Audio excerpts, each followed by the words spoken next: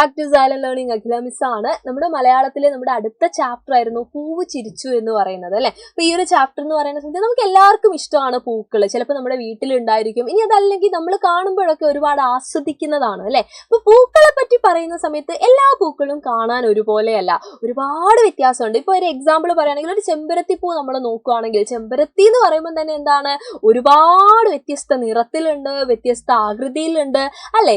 ഏത് പൂവാണെങ്കിലും ഇങ്ങനെയാണ്, പലതരത്തിലുള്ള നിറങ്ങളിലും മണത്തിലും ഒക്കെ എന്താണ് പൂക്കളെ നമുക്ക് കാണാൻ പറ്റുന്നുണ്ട് അല്ലെ. അപ്പൊ ഒരു പൂവിനെ കാണുന്ന സമയത്ത് ആദ്യം നമ്മൾ ശ്രദ്ധിക്കും മിക്കവാറും എന്താണ്, അതിന്റെ ഇതളുകളാണ് അല്ലെ. ഇതാ ഇപ്പൊ ഇവിടെ ആണെങ്കിൽ 1 2 3 4 5 ഇതളുള്ള ഒരു പൂവാണ് ഇവിടെ നമ്മൾ കാണുന്നത് അല്ലെ. അപ്പൊ എന്തൊക്കെ കാര്യത്തിലാണ് ഈ പൂവുകൾ വ്യത്യാസപ്പെട്ടിരിക്കുന്നത് എന്നുള്ള ഒരു ചോദ്യം മിക്കവാറും പരീക്ഷയിലൊക്കെ ചോദിച്ച് കാണാറുണ്ട്. അപ്പൊ എന്തൊക്കെ ഉത്തരങ്ങൾ നമുക്ക് പറയാൻ പറ്റും?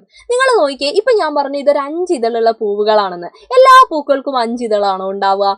ഒരിക്കലും അല്ല അല്ലെ. അപ്പൊ നിങ്ങൾ നിങ്ങളുടെ വീട്ടിലുള്ള പൂക്കളൊക്കെ ഒന്ന് നിരീക്ഷിച്ച് നോക്കുക. അപ്പൊ നമുക്ക് മനസ്സിലാവും ഈ പൂക്കളുടെ ഇതളുകൾ അല്ലെ, ഇതളുകൾ എന്താണ്, ഒരുപാട് വ്യത്യാസങ്ങളുണ്ട്. അപ്പൊ ഇതളുകളുടെ എണ്ണം എന്ന് പറയുന്നത് എന്താണ്, ഓരോ പൂവിനും വ്യത്യാസപ്പെട്ടിരിക്കും. 5ഉം 7ഉം ഈ പറയുന്ന പോലെ ഒരു ഇതളുള്ള പൂവുകളും എല്ലാം എന്താണ് നമുക്ക് നമ്മുടെ ചുറ്റും കാണാൻ സാധിക്കും അല്ലെ. ഇനി നിറം നോക്കുകയാണെങ്കിലോ, ഈ ചിത്രത്തിൽ കാണുന്ന നിറത്തിലുള്ള പൂക്കളാണോ നമ്മുടെ ചുറ്റും ഉള്ളത്? ഒരിക്കലും അല്ല അല്ലെ. പല നിറത്തിലുള്ള പൂക്കൾ നമുക്ക് കാണാൻ പറ്റുന്നുണ്ട്. അപ്പൊ ഇതളുകളുടെ എണ്ണം പോലെ തന്നെ നിറം എന്താണ്, ഒരു കാര്യമാണ്. അപ്പൊ നിറത്തിൽ വ്യത്യാസം കാണിക്കാറുണ്ട്.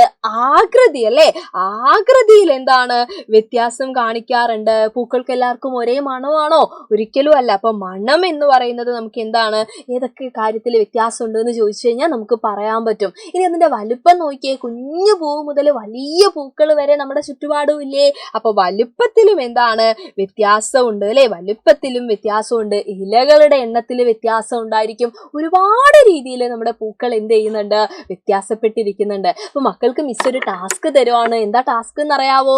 ഇനി നിങ്ങൾ ചുറ്റുപാടും പോകുന്ന സമയത്ത്, പൂക്കളൊക്കെ നിരീക്ഷിക്കുന്ന സമയത്ത് എല്ലാ പൂക്കളുടെയും നിറത്തിലൊക്കെ എന്താണ് വ്യത്യാസമുള്ളത്, ഇതളുകൾക്ക് എന്തൊക്കെ വ്യത്യാസങ്ങളുണ്ട്, എണ്ണത്തിൽ എന്തൊക്കെ വ്യത്യാസമുണ്ട് എന്നുള്ള കാര്യങ്ങളെല്ലാം എന്ത് ചെയ്യണം, നോക്കി വെക്കണം. നോക്കാലോ. അപ്പൊ ഇതുപോലെയുള്ള ഒരുപാട് കാര്യങ്ങൾ ഇനിയും നമുക്ക് പഠിക്കാനുണ്ട്. അതൊക്കെയായിട്ട് മിസ് വീണ്ടും വരാം. എല്ലാവർക്കും thank you so much and bye bye.